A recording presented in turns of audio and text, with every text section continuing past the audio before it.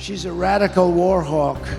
Let's put her with a rifle standing there with 9 barrels shooting at her, okay? Let's see how she feels about it. You know, when the guns are trained on her face.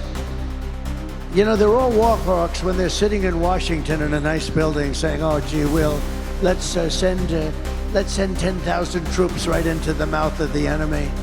Trump says war hawk Liz Cheney should be shot in escalation of virulent rhetoric against his opponents. President Donald Trump said former Representative Liz Cheney is a war hawk and should be shot in an angry attack on one of his most vocal critics within the party as he campaigned Thursday night in Arizona. She's an extreme war hawk. Let's put her in there with a 9-barrel shotgun and shoot her, okay? The former president said at a campaign event in Glendale with former Fox News host Tucker Carlson. I think the bigger problem is the enemy from within, not even the people that have come in and destroying our country. By the way, totally destroying our country. The towns, the villages, they're being inundated. But I don't think they're the problem in terms of election day. I think the bigger problem are the people from within. We have some very bad people. We have some sick people, radical left lunatics. It should be very easily handled by, if necessary, by National Guard, or if really necessary, by the military.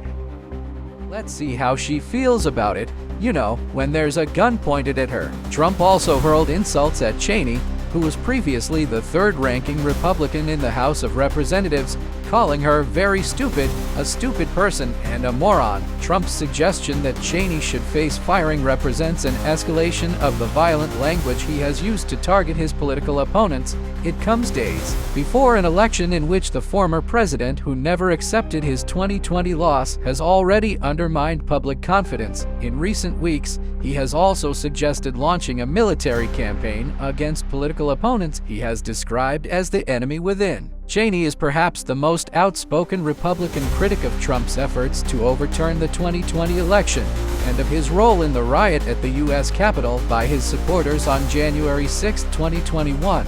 She played a leading role on the House committee investigating the attack and was later ousted from her Wyoming House seat. You see the spirit from the hostages, and that's what they are, as hostages. They've been treated terribly. Unbelievable patriots, and they were unbelievable patriots and are. By a Trump-backed opponent in the 2022 primary, Cheney responded to Trump's comments overnight by saying, "This is how dictators do." In a post on X, the former congresswoman continued, "They threaten those who speak out against them with death. We cannot entrust our country and our freedom to a petty, vindictive, cruel, unstable man who wants to be a tyrant." In recent weeks, Cheney has campaigned alongside Vice President Kamala Harris, urging Republicans to put aside their partisan differences to support democracy and reject a candidate she says poses a threat to democracy. Harris: Donald Trump intends to use the United States military against American citizens who simply disagree with him. Told reporters traveling with her on Friday that she had not spoken to the former congresswoman since the comment, said anyone who uses such rhetoric is clearly unqualified and unfit to be president. Arizona Attorney General Chris Mace, a Democrat, said Friday that her office is investigating whether Trump's comments constitute a death threat under state law. I am your warrior. I am your justice. And for those who have been wronged and betrayed, I am your retribution. I am your retribution. I have already asked the head of my criminal division to start looking into this statement and analyzing it to see if it constitutes a death threat under Arizona law. Mace told Arizona News Channel 12, "I'm not ready to say right now whether that's the case or not, but it's not helpful as we prepare for our election and as we try to make sure that we keep the peace at the polls and in our state," she added. After the outcry over the remarks, the Trump campaign issued a statement Friday, later explaining it, defending the former president. President Trump is 100% right that warmongers like Liz Cheney are too quick to start wars and send other Americans to fight them. And 2024 is the final battle. That's going to be the big one.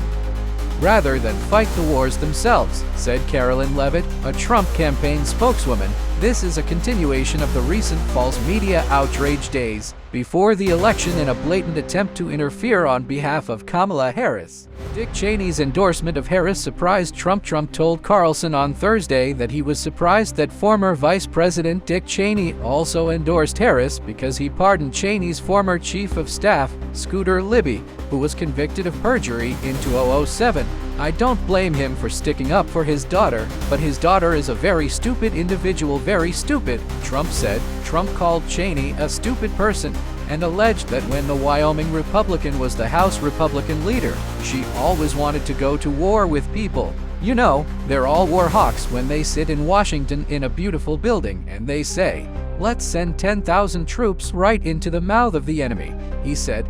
The office of former President George W. Bush, under whom Cheney served as vice president and Liz Cheney served as Secretary of State, declined to comment on Trump's remarks. Trump continued his attacks on Friday, calling Liz Cheney a disgrace and saying, if she had to do it herself and she had to face the consequences of the fight, she wouldn't do it. A long history of violent rhetoric. Trump's use of violent language dates back to his first presidential campaign in 2015 and 2016, when he suggested that a rioter deserved to be beaten up and said he would like to punch another in the face. Former Defense Secretary Mark Esper wrote in his memoir that while in office, Trump raised the idea of shooting protesters who took to the streets around the White House after the killing of George Floyd in 2020. "Can't you shoot them? Just shoot them in the leg or something?" Esper said. Trump asked. Obama launched his 2020 for Republican presidential bid by telling the Conservative Political Action Conference,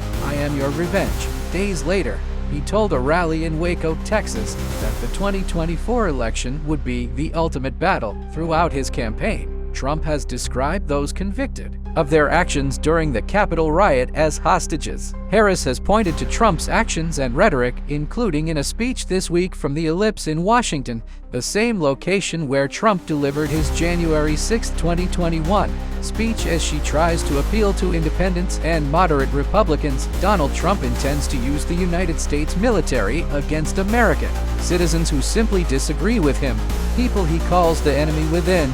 "This is not a presidential candidate who is thinking about how to make your life better," Harris said in remarks Tuesday night. "This is someone who is unstable, obsessed with revenge, consumed with injustice, and seeking unchecked power."